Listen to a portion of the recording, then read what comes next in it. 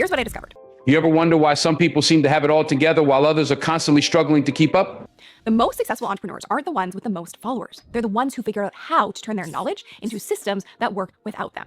It's not luck, it's not talent. The bottom line is you don't need to post more. You need to post smarter. It's not even about having more opportunities. It all comes down to one simple thing: control. And this is all built off of what I call the knowledge bank business plan, because your experience should fund your freedom, not fuel your burnout. So Control over what you say, control over what you think, control over how you feel, and control over how you manage your resources. let's dig into why quitting social media was the best decision that I have ever made. Let me tell you something. If you can master your mouth, your mind, your mood, and your money, you can master your life. And I know it sounds crazy because I have an online business. Most people don't realize that the power to change everything is already inside them, I spent years trapped in the social media hamster wheel. just waiting to be tapped into. I was posting 3 to 5 times a day across multiple platforms, obsessing over algorithms, watching my engagement numbers like they were vital signs, and for what? But if you don't control these things, they'll control you. A bunch of vanity metrics that weren't actually translating into actual revenue. Here's the brutal truth about social media that nobody really wants to admit, but I've lived it. These things shape your world. It's designed to keep you addicted. It is not there to help you build a business. In fact, it's built to help you build their businesses. They influence every decision you make, every relationship you build, and every opportunity you either take or miss. You get hooked on seeing likes, shares, and comments, thinking they're business and brand builders when they're really just a time-consuming trap. Control them, and you control your life. So the algorithm has this insatiable thirst. It demands more and more content. On one hand, you get less reach unless you feed the beast daily. On the other hand, even if you have thousands of followers, only a teeny tiny fraction ever sees your content. Let them run wild, and you'll find yourself in a place you never wanted to be. And an even smaller fraction is ready to actually buy. But even more importantly, all that short form content is low quality, what I call toilet viewing. I know that sounds harsh, but it's true. So today we're going to dive into this. We're going to break it down. Think about it. People consume Reels, TikToks, and tweets while they're killing time, not when they're in a buying mindset. It's like dating. It's fast, it's temporary, and it's rarely meaningful. And when I'm done, you'll walk out of here with a new sense of focus and responsibility over your life. But long form content, that is marriage, my friend. It's a commitment that keeps working for you over time. So when someone commits to 20, 30, or even 60 minutes to watch your YouTube video, they're invested.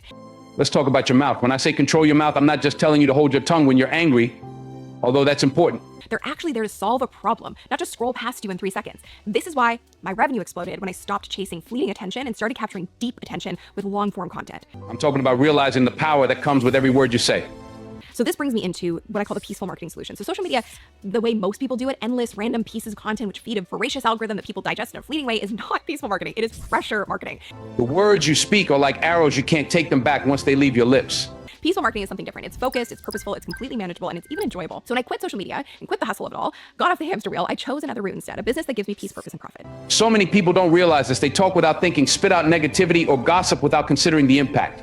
And let me tell you about the peace part of this first. What if I told you that peace isn't just a nice to have, but it actually directly translates to financial success? But the truth is, the words that come out of your mouth have the power to shape your life, Which I know sounds bizarre and maybe even a little woo-woo. It's actually this competitive advantage your relationships, and your future. that when your marketing strategy demands your constant attention, you are not running a business. The business is running you. You end up making reactive decisions based on urgency rather than strategic decisions based on importance. When you speak, you're not just describing the world around you, you're creating it. So the simple test to evaluate your current business model is what would happen if you stepped away from your business for 2 weeks? Would The words you use build the foundation of your reality. it keep growing or would it grind to a halt? That is the peace test.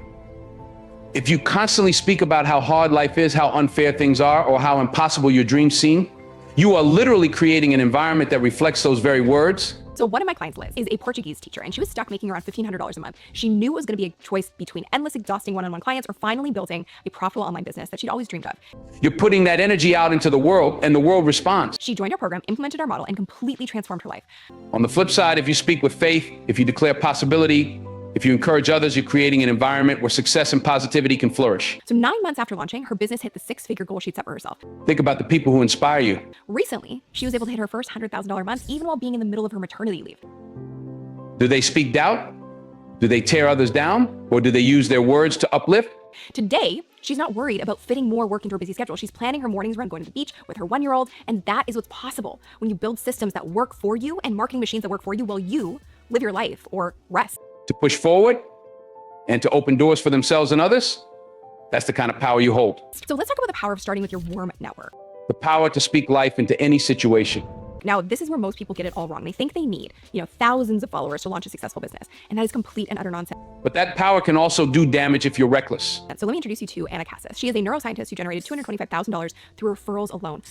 You've got to be deliberate about the words you use. Zero social media. She actually started with just 10 people, 10 ideal clients from her email list, people who already knew, liked, and trusted her. She asked each of them to refer up to 5 people they knew with the same concerns. Many referred spouses or close friends, often saying, my husband really needs this too. So the next time you're about to speak, stop for a second. Ask yourself, is this going to help the situation or make it worse? Here's the brilliant part though. After each call that Anna had, she used this very direct but warm ask in her automated thank you email. It said, you've been so helpful. Thank you. Is what I'm about to say based in truth? Or is it based on emotion or frustration? Too often people let their emotions control their words and they say things they regret.